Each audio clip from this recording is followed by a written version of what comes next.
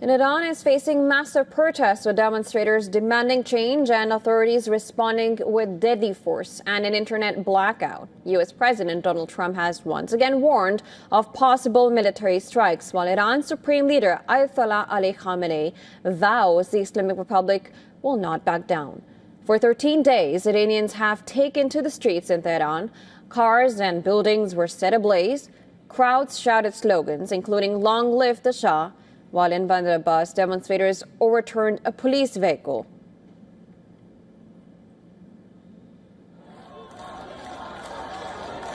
Azadi, Azadi, Azadi.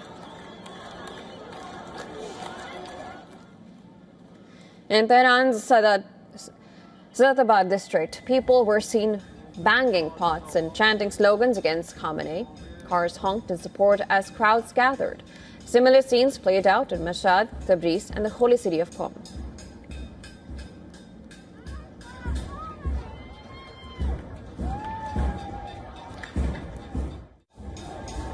Rights groups say at least 65 protesters, including 9 children, have been killed by security forces, with hundreds more injured.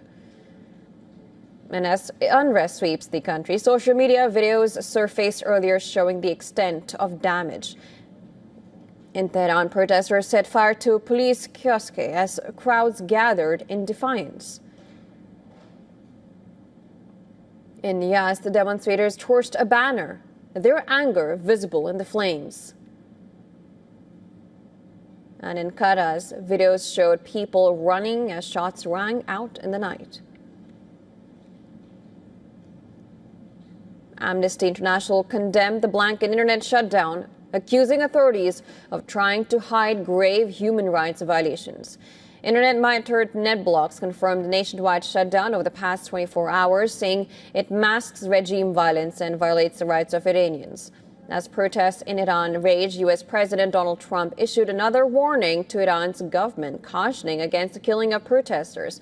He said that if authorities resort to violence, the United States would respond by hitting Iran very hard where it hurts. So Iran's in big trouble. It looks to me that the people are taking over certain cities that nobody thought were really possible just a few weeks ago.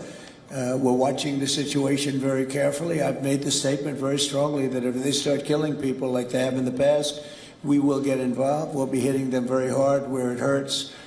And that doesn't mean boots on the ground, but it means hitting them very, very hard where it hurts.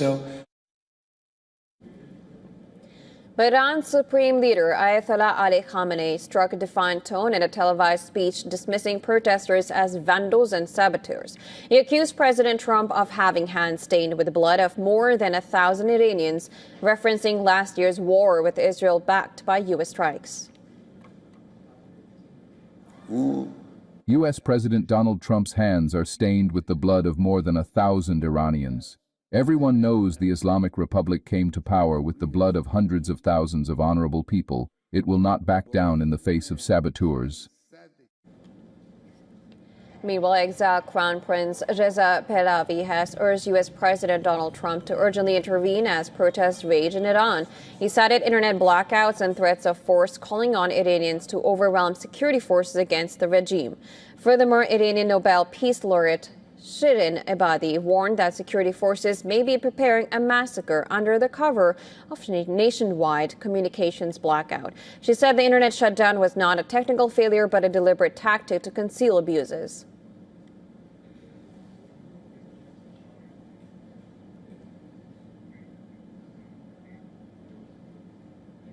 And to discuss more, we earlier talked to Hafid Boutaleb. He is a geopolitics and international relations analyst. Here's what he had to say on the condemnation against Khamenei and his regime and the outrage of the protesters.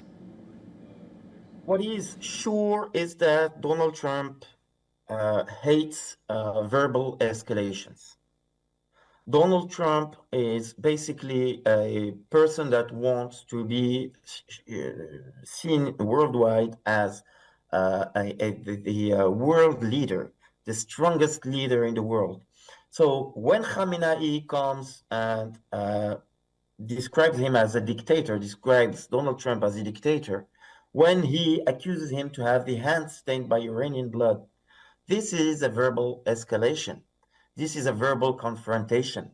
And verbal confrontations have dragged Maduro to New York, to the court in the USA, because many observers state that it is the speeches of Maduro who raised the stakes and pushed Donald Trump to react that way.